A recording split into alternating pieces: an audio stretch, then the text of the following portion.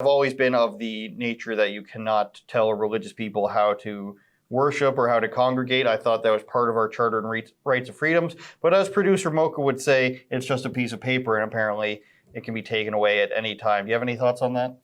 Yeah, I mean, the Pastor Artur story is so interesting because he came from a dictatorship where he was, he lived through extreme poverty, breadlines, and no freedom of speech, no freedom of religion. And he came to North America to escape that. And now he's experiencing it all over again. And that's why it's so sad.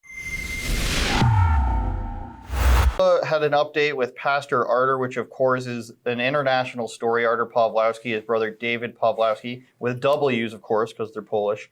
And things are going off the chain. And by that, I mean Alberta's supposed to be free now. They're supposed to have no restrictions anymore. But they still want to mess with the Pawlowskis for some reason. They still have them kind of living in fear. I'm not sure if they're where they're at right now, but I think they're still in the States. Are they? That was my last understanding. Well, the problem is you shouldn't be fearing religious persecution in Alberta, of all places. They tell you how free it is there. Mm-hmm. So if we have Sheila's update we can get to, Justin, let's go ahead and play that. We've all seen the viral images of him on his knees in a SWAT-style takedown on a Calgary street for the crime of reopening his church. That resulted in 2 days in jail for him, and if you've been following the case, you'll know. The province is asking for 21 more days in jail from Pastor Art for contempt of the court order the government used to close his church as a, quote, illegal public gathering. Now you can see the full story, see all the updates from the lawyers, and help fund a fulsome and aggressive legal defense of Pastor Artur Pawlowski and his brother David at saveartur.com. That's saveartur.com. Now, my colleagues, K2 and Adam Sos in Calgary, have been working overtime to cover the plight of Pastor Art and his congregation. They're doing a great job, but I wanted to help them, doing one of the things I think I do well around here, and that's access to information. So, naturally, I asked the Alberta government to provide copies of all documents, including emails, texts or instant messages, Slack messages, WhatsApp messages, memos, briefing notes, correspondence, reports, etc. Basically everything regarding Pastor Artur Pawlowski of Street Church in Calgary since January 1st, 2020, until when I asked for these documents on May 21st, just a couple of months ago. And instead of receiving documents, I received a fee estimate of nearly $1,250 to get access to 1,040 pages, wherein I would have to pay a government worker about 35 hours to prepare those documents for release to me. And the government wants about $625 of that amount immediately. I need to tell them if I want these documents by August 3rd. We are going to pay it begrudgingly while appealing the costs. Sheila is great at the Freedom of Information request business that she does.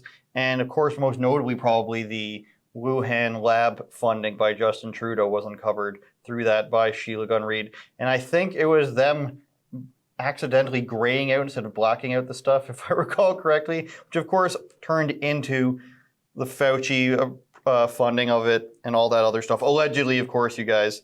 But I don't know what's going on there in Alberta. Once you think that they're on the right track again, they just sort of pull you back in, and they must have some sort of vendetta for these pastors skirting them for so long and refusing to shut down. I have always been of the nature that you cannot tell religious people how to worship or how to congregate. I thought that was part of our Charter and Rights of Freedoms. But as producer Mocha would say, it's just a piece of paper, and apparently it can be taken away at any time. Do you have any thoughts on that? Yeah, I mean, the Pastor Artur story is so interesting because he came from a dictatorship where he was, he lived through extreme poverty, breadlines, and no freedom of speech, no freedom of religion. And he came to North America to escape that. And now he's experiencing it all over again. And that's why it's so sad. People who have not lived through communism don't understand what it looks like. And then you have, lefty university students in Canada and in the US saying like, oh, go socialism, go communism. Those people don't understand what it is. And then you have someone who's actually lived through it, who's almost experiencing it all over again in our democracy. And that's the most troubling part. Like now Pastor Art is not gonna he's not going to believe in Canada like he did when he moved here. And that makes me sad because my grandfather fought in World War II, and he fought for exactly the kind of things that Pastor Art was trying to escape from the Eastern European, I think it was the Ukraine that he's from. So it makes me very sad. Well, it's the same thing, excuse making happening for Cuba right now. And there was a global news piece out of, I think, Manitoba. I could be wrong. But they had a woman on there commentating that, the reason Cuba is failing is because of American sanctions and because the U.S. has just been so terrible to Cuba over the last 50 years, and they haven't been trading with them. And it's all excuse making because they have the no true Scotsman theory, which is this isn't real communism. It can't possibly be the reason that it's failing.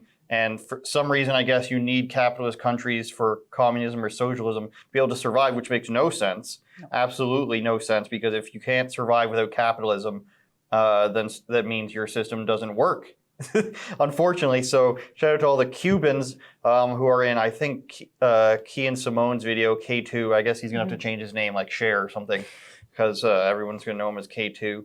But he had a good video with